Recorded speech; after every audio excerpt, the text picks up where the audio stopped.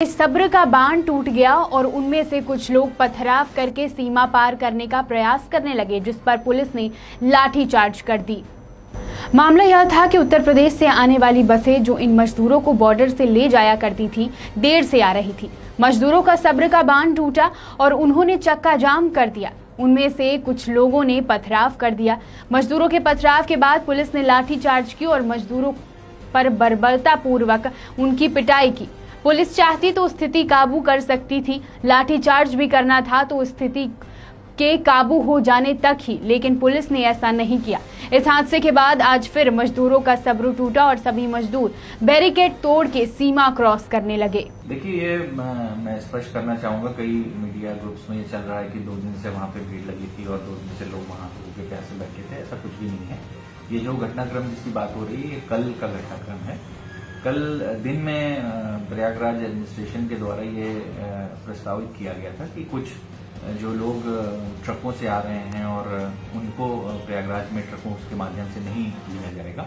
संभवतः ये निर्णय जो एक्सीडेंट में डेथ हुई हैं और ये कानपुर के पास उनके प्रकाश में लिया गया था और उनके द्वारा ये आश्वासन दिया गया था कि करीब 40 बसें वो लोग लगाएंगे और जिनसे कि जो भी ट्रैफिक यूपी बाउंड का ट्रैफिक है, यूपी की तरफ प्रयागराज की तरफ जाने वाला ट्रैफिक है, वो उन बसों के माध्यम से वहां भेजा जाएगा। तो हम लोगों ने, मैं रीवा से एसपी रीवा, उधर से एसएसपी प्रयागराज, कलेक्टर प्रयागराज, हम लोग वहां पे शाम को मिले और चाकघाट बॉर्डर के करीब 500 मीटर पहले एक अच्छी जगह है जो बड़ी खुली जगह है, जहाँ पे लोगों को सेफली उतारा जा सकता था। वहां पे हम लोगों ने व्यवस्था बनाई कि लोगों को उतारा जाए और वहीं पे जो बसेज यूपी से आनी थी प्रयागराज से, वो आकर के उनको कलेक्ट करेंगी। शाम को 4 बजे से इनको लोगों को उतारा जाने लगा, क्योंकि 5 बजे से आश्वासन था कि बसेस आएंगी और 1-2 घंटे में ही वहां पे करीब 2-3 हजार लोगों की भीड़ इकट्ठा हो गई। और यूपी प्रशासन, प्रयागराज प्रशासन की ओर से शाम 7 बजे तक केवल 10 बसें वहां पे पहुंच पाई, जो भी कारण रहा हो।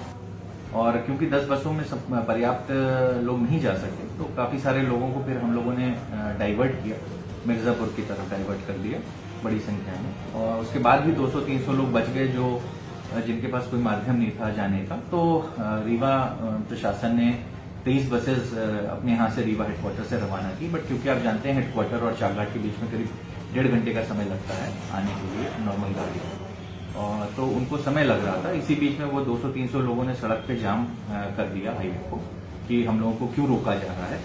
ये भी एक गलत मैसेज जा रहा है मीडिया में कि कुछ खाने की वजह से लोग आक्रोशित थे, क्योंकि लोगों को 4 बजे ही रोका गया था और 8 बजे की घटना है।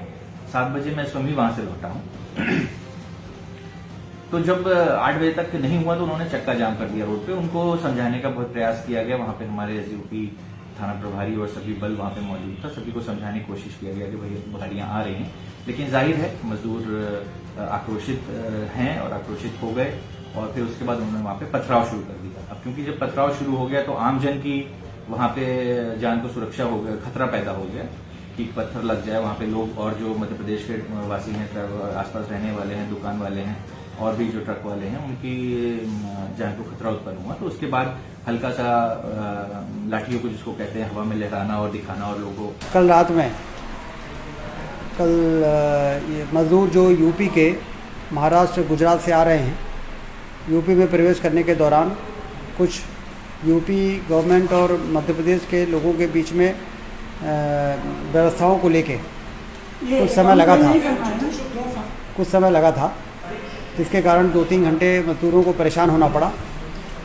विषय ये था कि जिन ट्रकों से वो लोग जा रहे थे, वो ट्रक से आगे जाएं कि यूपी गवर्नमेंट अपने बस भेजेगी, कि मध्य प्रदेश अपने बसों से उनको पहुंचाएगी। इन सब को लेके बातचीत चल रही थी।